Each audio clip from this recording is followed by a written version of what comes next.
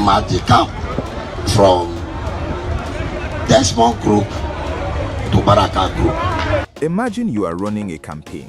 You have your team assembled, your posters are printed, your ward tours are ongoing. You are telling your supporters, I am ready. Surulere is with me. We will win this primary.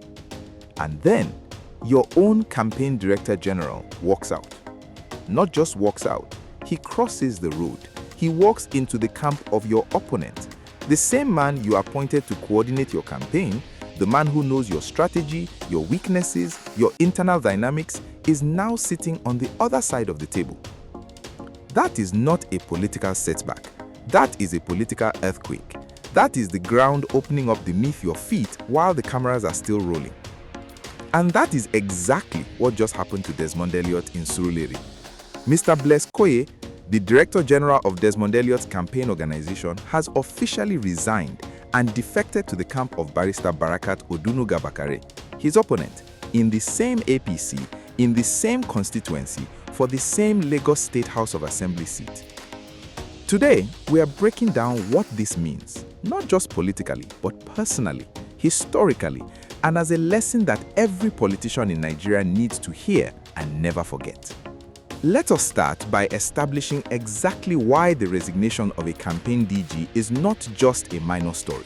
Because some people will try to dismiss this. They will say, one person left, so what? Campaigns lose people all the time. No, that argument does not hold here, and here's why. A campaign director general is not a volunteer. He is not a driver or a logistics coordinator. A DG is the person who sits at the center of the entire operation. He knows the strategy, he knows the numbers, which wards are strong, which ones are weak, he knows the internal conversations, he knows how much is being raised, how it is being allocated, who has been promised what.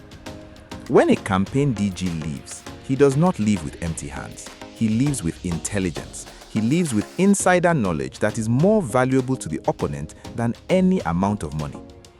But beyond the symbolic meaning of this defection, the symbolic meaning of this defection is devastating.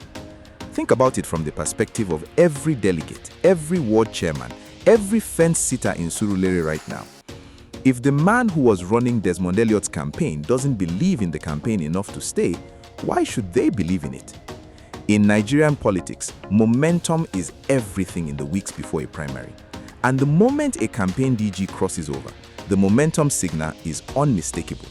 It says, this ship is sinking. The people on the inside already know it, they are leaving. Mr. Bless Koye did not just resign, he sent a message to every delegate in Surulere 1, and that message was received.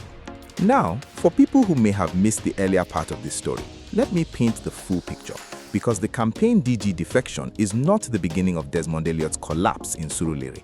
It is the latest part in a story that has been building for months. Let us count what has happened since Desmond declared his intention to seek a fourth term. 1. Chief of Staff to President Bola Ahmed Tinubu, and the most powerful political figure in Surulere, publicly withdrew his support from Desmond Elliot and threw his full weight behind Barrister Barakat Odunuga-Bakare, his opponent in the same APC, in the same constituency, for the same Lagos State House of Assembly seat. 2. Alhaja Latifat Olufunke, a doctor, a chief, a woman of enormous community standing, came out publicly and endorsed Barakat at 96 years old on camera. That is the Gbajabiamila family sending their most authoritative voice to deliver the verdict. 3. APC stakeholders across all 9 wards of Surulere Constituency 1, Ward E, E1, F1, F2, F3, G, G1, G2, and G3 completed a tour with Barakat and publicly backed her candidacy. Ward leaders, women's groups, youth mobilizers, all on record. 4. Hadijat Karim, a woman described as the personal assistant to President Tinubu on constituency affairs, publicly endorsed Barakat. That is not a random stakeholder. That is a direct line to the president's own office. 5. The Surulere Accountability Forum, a coalition of community stakeholders, formally rejected Desmond Elliot's fourth-term bid, describing his previous 3 terms as, in their words, unsatisfactory. 6. President Tinubu himself reportedly refused multiple petitions supporting Elliot's return. According to Vanguard, Desmond has even tried to use a close ally of the president and a female senator to approach Tinubu while the president was in France, hoping for a last-minute reversal. The president said no, multiple times. And now, 7, his own campaign director general has defected to the other side. 7 layers of rejection, 7 signals, each one louder than the last, telling Desmond Elliot that Surulere is done. And yet, remarkably, he's still on the ward tours, still insisting Surulere is with him, still telling his supporters, don't accept intimidation. My people, at what point does determination become denial? Now, I want to take a moment to explain something to anyone watching who does not fully understand the architecture of Lagos politics. Because without this context, you cannot appreciate just how devastating Desmond Elliot's miscalculation really was. Bola Ahmed Tinubu has been the dominant force in Lagos politics for over 30 years. 30 years. He built the Lagos APC structure from the ground up. He determines who gets party tickets. He determines who wins primaries. Not always through force, sometimes through withholding, through silence, through the quiet instruction to party delegates that a certain candidate is not being supported from the top. And when Tinubu is not physically present in Lagos because he is now president of Nigeria in Abuja, his influence is channeled through Femi Gbajabiamila, the chief of staff, the man who ran the same Lagos legislative territory for years before moving to the presidency. In Surulere specifically, Gbajabiamila is not just influential, he is the political landlord. He is the reason Desmond Elliot has a political career. According to reports, Odunuga-Bakare herself, as campaign secretary, helped deliver the 2023 elections for Desmond Elliot. Desmond owes his last victory in part to the woman who is now replacing him. That is how deeply interwoven this structure is. So when Desmond moved against Obasa or stayed silent during the move, he was not just crossing a colleague, he was stepping on the foundation of the entire structure that had been holding him up. And here's the thing about offending political godfathers of this caliber in Lagos. The punishment is never loud. It is not a press conference where they say we are withdrawing support from Desmond Elliot. It is quiet. It is methodical. It is the phone calls that stop being picked up. It is the ward chairmen who begin to receive different instructions. It is the campaign DG who suddenly decides to cross the road. Nobody declared war on Desmond. The structure simply withdrew. And without the structure, he is discovering in real time that there is nothing left. Now, let us talk about something that I think sits at the root of all Desmond Elliot's miscalculations, and it's something that many celebrity-turned-politicians fall into. Desmond Elliot is a genuinely accomplished man. In Nollywood, he is a legend. His career spans decades. His face is one of the most recognizable in Nigerian film. When he walked into Surulere in 2015 and announced he was running for the Lagos Assembly, people cheered. His celebrity was an asset. It gave him visibility. It gave him a crowd. But here's the trap, and it's a trap that swallows celebrity politicians all over the world. Popularity with the crowd is not the same as power within the structure. In a general election, popularity matters enormously. Voters respond to faces they know and trust. Celebrity can close that gap. Desmond used it brilliantly in 2015.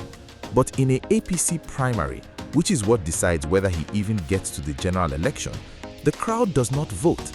Delegates vote, ward chairmen vote, party officials vote, and those people do not care how many movies you've been in.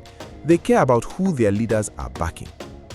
And when those leaders, Gbajabiamila, Tinubu's own constituency office representative, the Surulere ward chairman, all signal that they are backing Barakat Odunuga-Bakare, the celebrity means nothing in that room. Here's the evidence.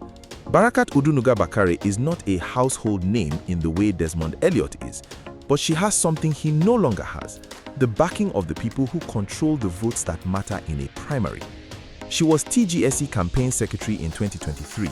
She coordinated the ground operation that won elections for Tinubu, for Gbajabiamila, for Sanwo-Olu, and yes, even for Desmond himself. She knows every ward. She has been in every polling unit. She has receipts. Desmond has a filmography. In Lagos politics right now, the receipts are worth more. He overestimated what his fame could do without structural backing. and the campaign DG defection is the clearest possible sign that even the people inside his own operation no longer believe the fame is enough. There's a moment in this story that I want to highlight because it tells you more about Desmond Elliot's real political position than any endorsement or any ward tour. When Desmond declared his intention to seek a fourth term and journalists asked him about his relationship with Femi Gbajabiamila, here is what he said. I am paraphrasing, but these are his reported words. Our leader is a compassionate leader, a leader of thought. We are children. Children sometimes err. If I have erred in any way, my leader, I am sorry. Now, read those words again.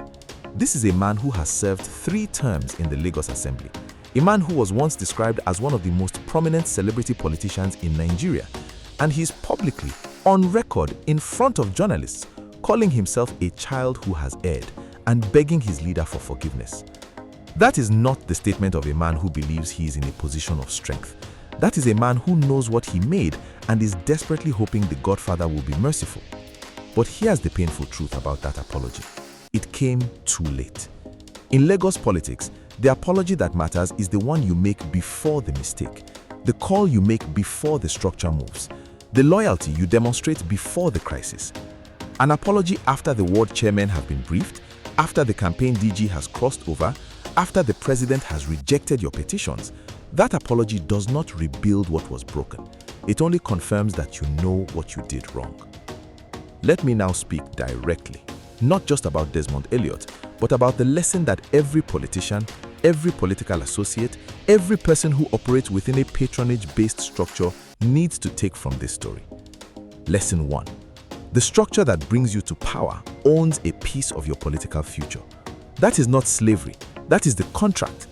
When Gbajabiamila championed Desmond Elliot in Surulere, when Tinubu's structure gave him the APC ticket year after year, there was an implicit understanding. You are our representative. Your success is our success. And when the structure is threatened, you protect it. Desmond broke that contract, and now the contract is being broken on him. Lesson 2. Celebrity is a door, not a seat. Your fame opens the door to political conversations, but it does not give you a permanent seat at the political table. That seat is earned and retained through loyalty, performance, and structural alignment. The moment the structure decides to reallocate that seat, your celebrity cannot stop it. Lesson 3. Silence in a crisis is a choice, and it will be treated as such. When the Lagos Assembly was being turned upside down in January 2025, every single lawmaker made a choice. Those who called Gbajabiamila, who protected the structure, are being protected. Those who are silent or who moved against the structure are being replaced. There is no neutral in high-stakes Lagos politics.